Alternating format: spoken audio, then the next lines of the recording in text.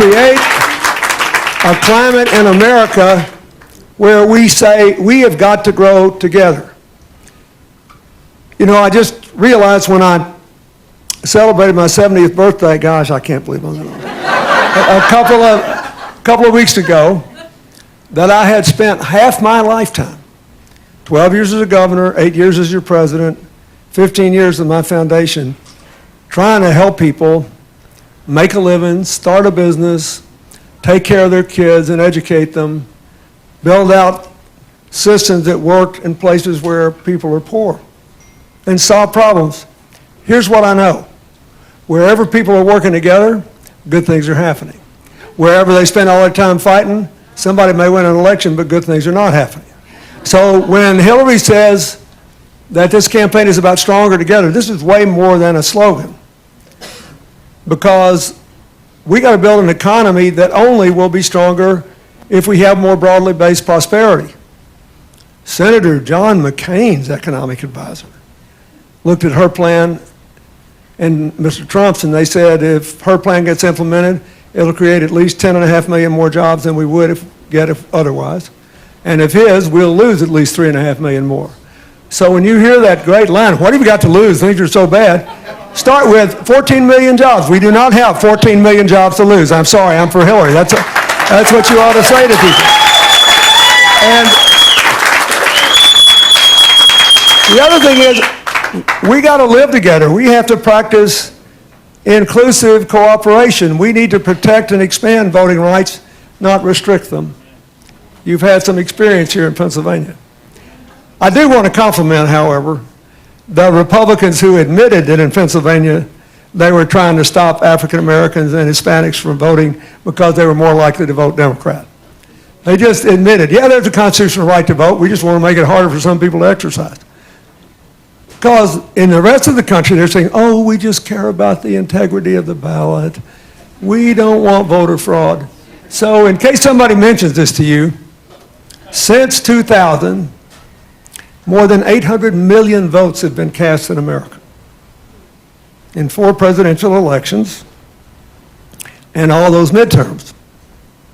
The Justice Department keeps a special division to look into voter fraud. Of those 800 million ballots, there have been a grand total, I'm not making this up, of 35 serious voter ID fraud claims, or 1 for every 23 million. So they think we're stronger apart. And they spend all this time being entertaining, saying terrible things about other people. And then somebody started looking at exactly what Hillary's opponent did with his foundation, and it gets uglier every day. But that's not what this election is about. This election is about how are we going to raise more incomes, how are we going to create more jobs, how are we going to get more women in the workforce in a way that they can succeed, because 70% of our economy depends on consumer spending, and if people don't have any money to consume, then it's going to hurt the economy. The wealthiest Americans are eventually going to get burned by taking too much off the top, because people have to have money to spend for this economy to work. And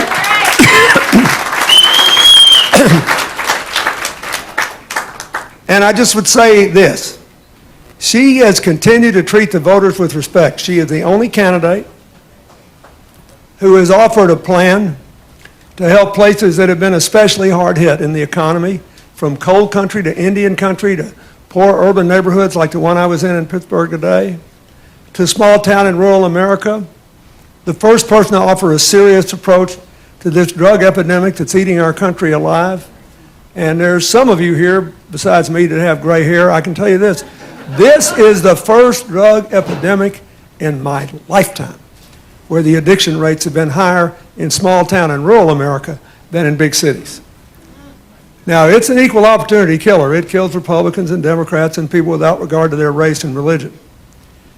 I've had to call 5 parents that were good friends of Hillary's and mine because they lost their children.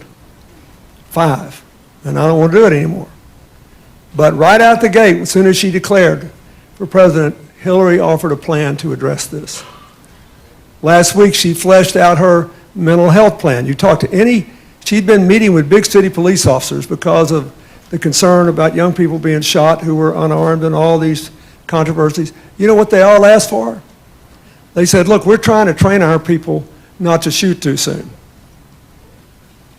But it's hard when there are no universal background checks, and it's hard when people get in trouble and we don't have any mental health facilities to send them to help them to avoid the worst developments.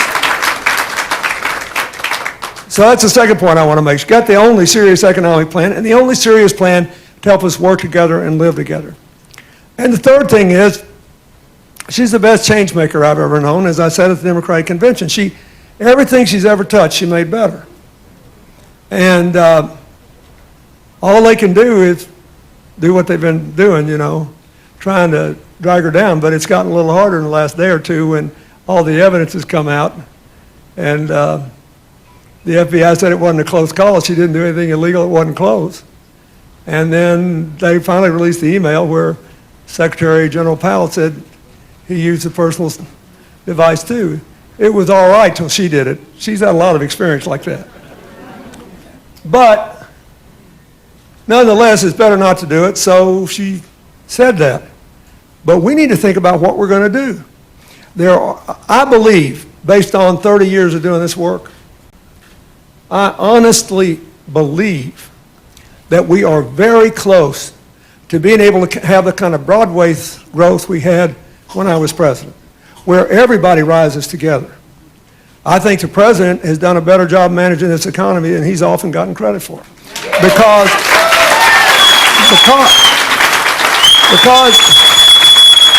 it's pretty hard to get up and go to work every day, and the leaders of the other parties say our number one goal is to make sure you don't get anything done, even if it hurts our own constituents. We can always blame you, they'll never believe you. And besides, they only watch one television network.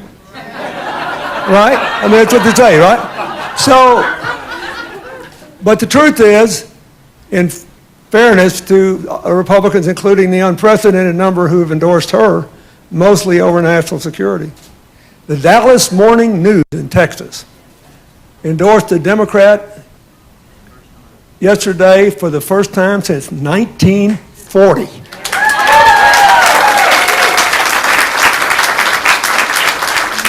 I was a neighboring governor and they wouldn't endorse me. Well, President Bush was from Texas. I didn't want that. Ross Perot was from Texas, but the next time they wouldn't. But they endorsed her over national security grounds. So the two things that could keep us from seizing all these opportunities before us are political gridlock at home and trouble around the world. And if you saw that TV show, she's the only person that has the standing and the understanding to keep us safe and give us the space we need to grow our way out of the long trough we've been in since the financial crash. And if we do it, we can take the rest of the world with us. You know, you didn't have a lot of this craziness when I was president because people felt good. After 8 years after the crash, 80% of the American people after inflation hadn't gotten a pay raise. Almost all the gains have gone to the top 1%. You can't run a country that way. But every time the president proposed a comprehensive response to it that made good sense, they just blew it off. So I can understand why there's a lot of road rage out there. But Hillary's running a campaign on answers, not anger, on responsibility, not resentment, on empowerment, not rage. But look, I know where I am. You know a lot of people are voting for Trump, don't you? And what happens? Look, this is I'm a white Southern, Scots-Irish Protestant, right? A poster child for Mr. Trump's base.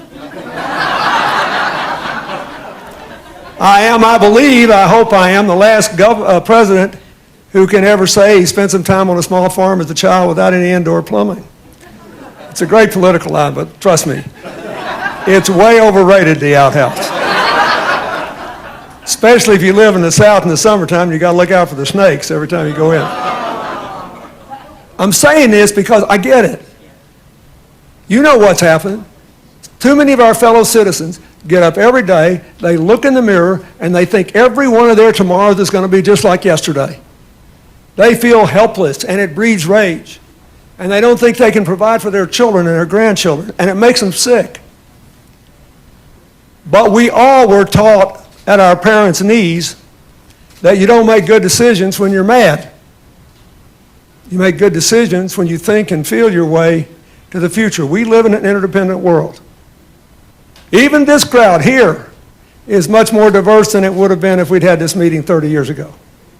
More diverse in age, in gender, in race, and for all I know, in religious practices. It's our big advantage, but we got to rise together. In that campaign, Make America Great Again means, hey, I'll give you the economy you had 50 years ago. And I'll move you back up on the social totem pole and move somebody else down. And we've moved down on, we've seen a march on African Americans and immigrants and Muslims and women who ask uncomfortable questions and, lots of others. Even going after that Gold Star family whose son died in combat in Afghanistan. That's an old strategy. If you want to inflame people to support you and you have no intention of really doing anything for them, give them somebody else to blame and look down on. It does not work in the world we're in. May get you some votes at election time, but it's a lousy way to run an economy, a terrible way to run a society. What we ought not to do is move people around on the social totem pole. What we need to do is tear the totem pole down altogether and let's rise together. Let's go forward together. Let's bring everybody in here together. And so while you got the time, I plead with you to register as many voters as you can. While you got the time, I plead with you to persuade as many people who are disillusioned by all this dreck that's been dominating this campaign. And if they tell you it doesn't make any difference, you say, oh yeah, it does, and start with the 14 million jobs. Start with the fact that she's the only person who's for equal pay and paid leave for families. She wants to raise the minimum wage, he wants to lower it. Deal with the facts. It makes a real difference. But it also makes a difference in how we're viewed around the world. Hillary could get up there and start pushing legislation through Congress, and if things go haywire around the world, it could mess us up. That's why President Obama said at the convention that she's better qualified for this time than he was or I was, which is factually true. You'll be proud you elected her. She must win in Pennsylvania. And the last thing I want to say is this. The most important thing is to maximize our registration and our turnout. But along the way, particularly in this part of the state, you're going to run into a lot of people that don't think they should vote for her. And I don't want you to get mad at them. They're our neighbors and our friends. And they're being driven by two things: economic road rage and all these cultural changes. Besides the people from my ethnic group, people from my age group are now his strongest supporters. Doing better as people get older. They say, oh man, I've had about all the change I can take it here. I want to go inside and close the door for a few years. Let's stop this. I don't think like that. Maybe it's just because in my foundation, just about everybody that works there, with 2 or 3 exceptions, is half my age or younger. But I think if you have more yesterdays than tomorrows, you ought to take better care of tomorrow, because you don't have that many. And you ought to be focused on how your tomorrows can pave a better future for children. And so don't give up on anybody. I literally, in the primary, went down to southern West Virginia and let these guys were screaming at me when I got out of the car, and I said, hey guys, you did real well when I was president. You voted for me twice. Now come inside and scream at me. So they did, and I said, here's what I want to tell you. Hillary sent me down here to say, you vote for whoever you want. If you think you can make it like it was 50 years ago, have at it. But that's just like me saying, I'd like to be 20 again. Actually, I would. But I would not vote for anyone who promised to make me 20 again.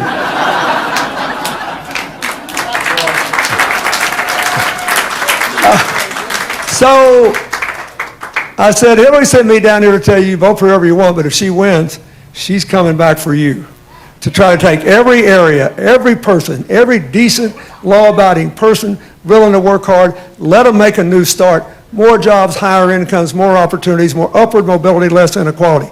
That's what this election is about in the hearts of people. That and how to deal with our differences. The rest of this is all smoke and mirrors and drives the polls up and down, and people go, ugh. But really down deep inside, the question is, can we have the kind of shared prosperity we had in the 90s again? I believe we can. Can we do it with all this diversity? I believe we can. I think it's a big asset. Our friends in Japan, for example, have adopted a bigger infrastructure program than Hillary has proposed for America on a per capita basis, and it didn't budge the economy because they're getting older and older and older, and they won't take any immigrants. So there's just not enough people to do enough work to generate enough growth to start enough new businesses to keep on rolling it over. That's what we have to do. We can do this, man. I'm just telling you we can do this. It does not have to be a dreary, long saga, but we got to do it together. So vote for the person who knows we're stronger together. Tell that to people, and God bless you for all the work you're doing. Thank you.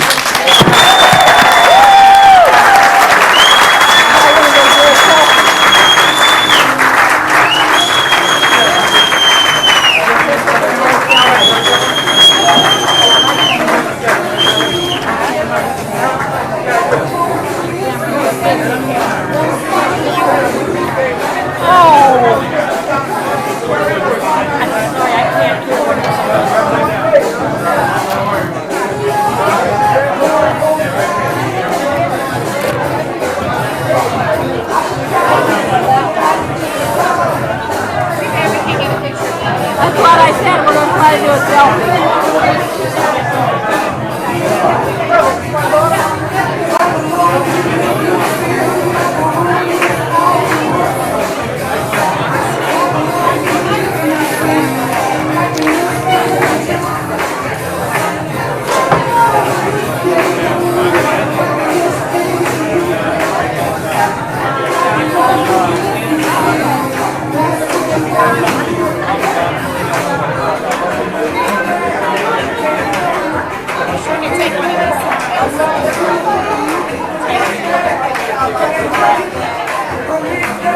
When I get a picture with our state representative,